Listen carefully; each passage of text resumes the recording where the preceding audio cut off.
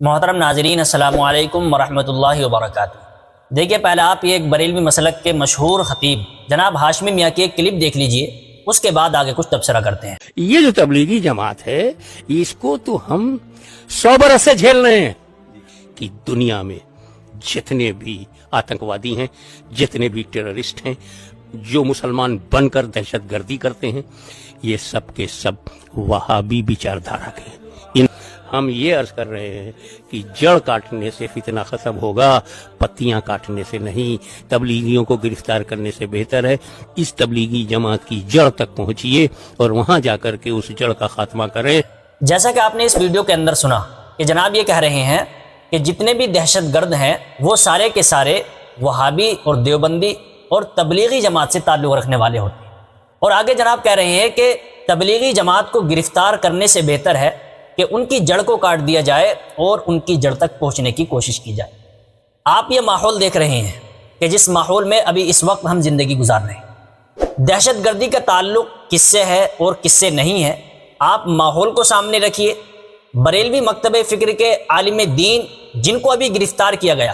اور جن کا تعلق پتہ نہیں کس کس سے جوڑنے کی کوشش کی جا رہی ہے، آپ اس کو سامنے رکھیے اور جناب ہاشمی بابا کی کلپ سامنے رکھیے۔ آپ خود فیصلہ کر لیں گے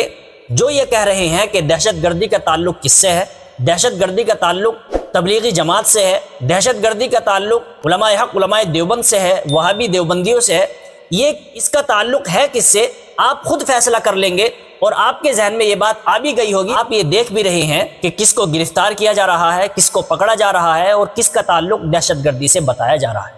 ہم اس کی مخالفت نہیں کرتے، ہمارے علماء تو اس کے سپورٹ میں کھڑے ہیں، ہمارے علماء اس وقت بھی اتحاد کی بات کر رہے ہیں، اور ہمارے علماء نے الحمدللہ جو بریلوی مکتب فکر کے عالم دین جناب مفتی سلمان اظہری کو گرفتار کیا گیا، ان کے سپورٹ میں ہمارے علماء نے بیان بھی جاری کیے، ان کی حمایت میں بیان جاری کیے اور ان کی رہائی کے لیے بھی بیان جاری کیے، اور ان کی گرفتاری پر یہ بولا کہ جناب مفتی سلمان اظہری کی جو گرفتاری ہوئی ہے یہ اس طریقے سے گرفتار کرنا درست نہیں ہے۔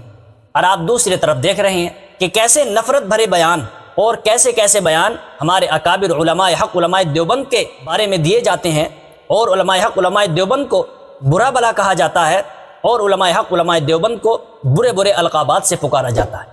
الحمدللہ ہمارے علماء نے کبھی بھی ایسے بیان نہیں دیے اور کبھی بھی ایسا کسی کے بارے میں نہیں کہا، اور کبھی بھی اسلام سے تعلق رکھنے والے لوگوں کے بارے میں، کلمہ پڑھنے والے لوگوں کے بارے میں کبھی بھی ہمارے علماء نے اس طریقے کے بیانات نہیں دیے اور اس طریقے کے بیانات جاری نہیں کیے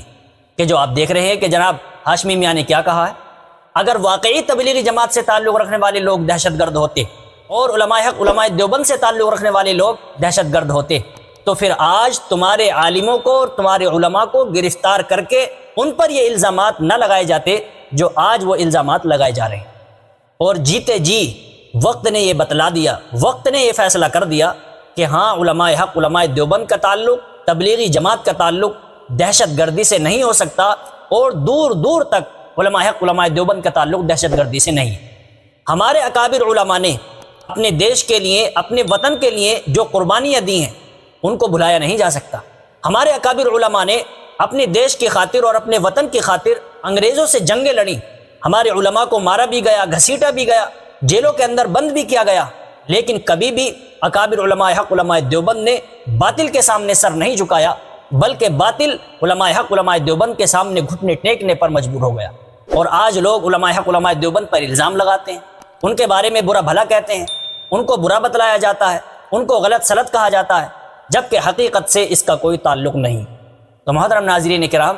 آپ کی اس ویڈیو کے بارے میں کیا رائے بنتی ہے آپ کمنٹ باکس میں ضرور بتائیں، اور اللہ تبارک و تعالیٰ سے دعا کریں کہ اللہ تبارک و تعالیٰ ہمارے اکابر علماء کو سلامت رکھے اور ہمیں علماء حق کی اتباع کرنے کی توفیق نصیب فرمائے، اور رسول اللہ صلی اللہ علیہ وسلم کے طریقے کے مطابق زندگی گزارنے کی توفیق نصیب فرمائے۔ آمین فقط والسلام۔